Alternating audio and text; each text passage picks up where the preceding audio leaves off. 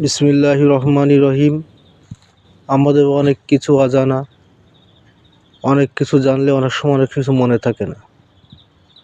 2007 সালের পরের থেকে এদেশে গণতন্ত্রকে এক প্রকার গলা চিপে মেরে ফেলার চেষ্টা করেছিল। একসময় মানুষ 2007 সালের পর থেকে দেশে কথা বলতে পারতো না, তাদের বাক স্বাধীনতা বলতে কোনো জিনিস ছিল না। 7, 8, 9 গেল, 9 অন্য একটি সরকার দেশে ক্ষমতায় আসলো। তখন থেকে দেশটাকে একনায়কতন্ত্র করার জন্য অনেক চেষ্টা করেছিল, কিন্তু শত চেষ্টার মধ্য দিয়েও বাংলাদেশ জাতীয়তাবাদী দল তারা লড়াই করে গেছেন গণতন্ত্রের জন্য। গণতান্ত্রিক আমি মানুষের জন্য দেশমাতা বেগম খালেদা জিয়া লড়াই করে গেছেন, নেতৃত্ব দিয়ে গেছেন।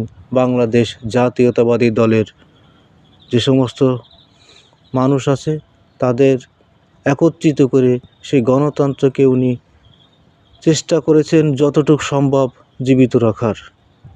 আজ গণতন্ত্রের মা নেই, কিন্তু আজ দেখেন সেই গণতন্ত্র কিন্তু আবার সেই নতুন করে যাত্রা শুরু করেছে দেশে। এদেশে আবার গণতান্ত্রিক যাত্রা শুরু হয়েছে। মানুষ কথা বলতে পারছে, মানুষের বাক স্বাধীনতা আস্তে আস্তে আমাদের মাঝে এখন অনেকটাই ফিরে আইছে। ভিডিওটা যদি ভালো লাগে অবশ্যই লাইক কমেন্ট করে পাশে থাকবেন, অন্যকে দেখার সুযোগ করে দেবেন। ধন্যবাদ।